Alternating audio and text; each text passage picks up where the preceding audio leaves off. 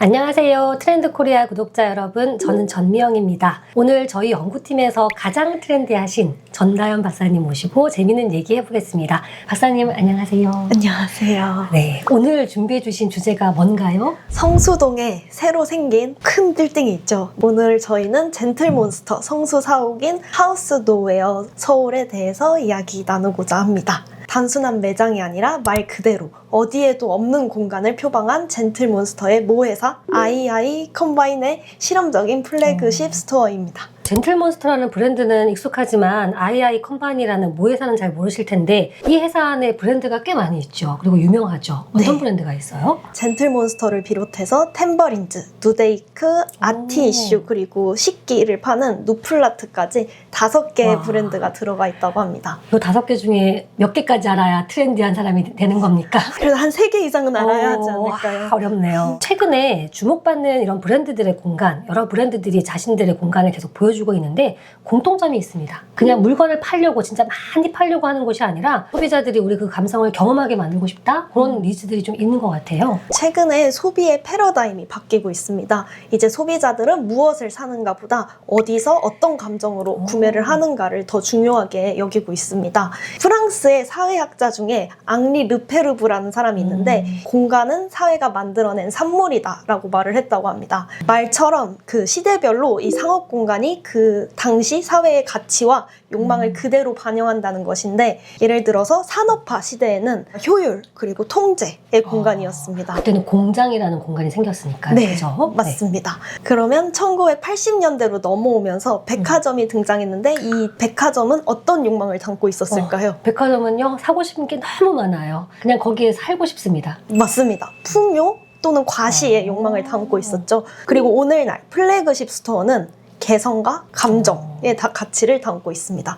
그리고 이 하우스 노웨어는 이 세 번째 흐름의 선두주자라고 말씀드릴 수 있을 것 같습니다. 젠틀몬스터 매장은 이렇게 여러 군데 그래도 위치에 있어서 방문해 볼 경험들이 있는데 거기 가면은 물건을 판매하겠다는 생각이 전혀 안 보여요. 한마디로 말씀을 드리면 효율을 완전히 포기한 공간이다 이런 느낌이 들거든요. 젠틀몬스터 매장에 가보시면 이곳은 의도적으로 설계된 비효율의 공간이다 라고 말씀을 드릴 수 있을 것 같습니다.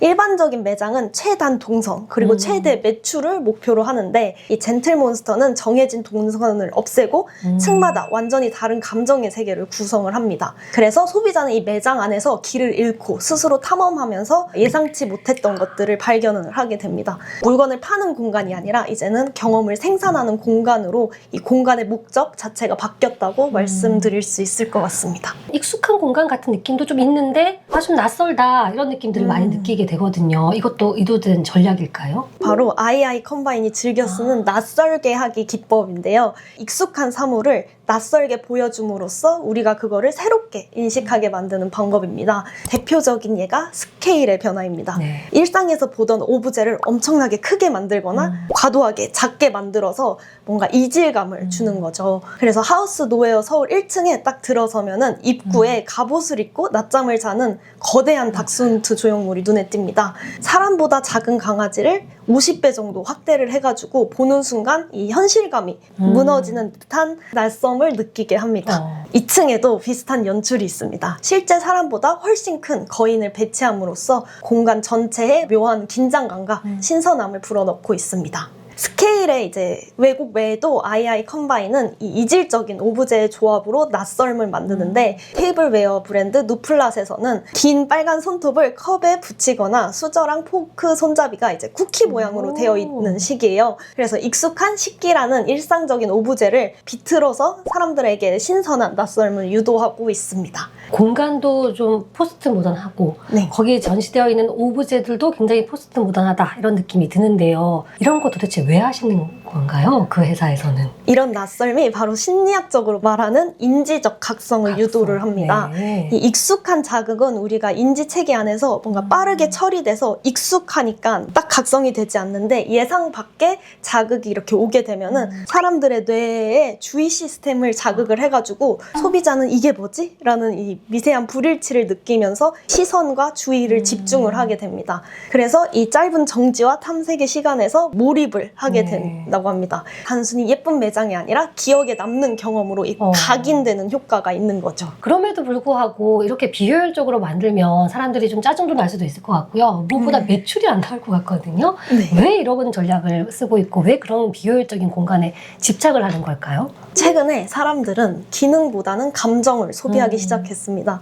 그래서 20세기에는 제품의 기능이 경쟁력이라고 말씀드릴 수 있지만 21세기로 넘어가면서 경험이 브랜드의 경쟁력이 되었습니다. 감정을 생산하고 유통하는 것이 새로운 산업이 되었고 브랜드는 제품이 아니라 브랜드의 세계관 안에서 느끼는 감정을 판매하는 것으로 이제 변하게 되었습니다. 네, 요즘은 우리 한국의 젠틀몬스터 이외에도 유명한 럭셔리 브랜드나 이런 브랜드들도 그런 전략들을 공간에다 접목하는 것 같아요. 그런 사례들이 또 있을까요? 네, 루이비통은 파리의 루이비통 재단 미술관을 아예 세워서 이 상업과 예술의 경계를 허물고 있고 뉴욕의 LV 맨션에 같은 경우에도 전시와 쇼핑을 아예 결합을 했습니다. 구찌의 경우에도 구찌 가든이라고 피렌체에 만들었는데 패션, 레스토랑, 전시를 결합한 복합 경험을 선보이고 있습니다. 국내에서도 이 현대카드 라이벌이가 이러한 문화 경험을 잘 선사하고 있습니다. 자, 이런 변화들이 다른 어떤 브랜드들에게 주는 시사점은 무엇일까요? 지금 현대사회의 소비는 단순한 구매 행위가 아니라 사람들은 그 브랜드를 통해서 자신이 어떤 감정을 느끼고 어떤 세계관에 속해 있는지를 경험하고 있습니다. 이 하우스 노우웨어 서울이 보여준 거는 바로 그 지점인 것 같습니다. 공간이 단순한 상점이 아니라 브랜드의 철학과 감정을 오감으로 느끼게 하는 이 감정의 무대가 된 거죠. 그렇기 때문에 앞으로 브랜드의 경쟁력은 제품의 품질보다 소비자가 그 공간 안에서 어떠한 경험을 했는가에 달려 있을 것 같습니다. 감정이 자본이 되는 것이죠. 최근에 오프라인 매장의 변화, 재미있는 사례로 말씀해 주신 전다현 박사님 고맙습니다. 감사합니다.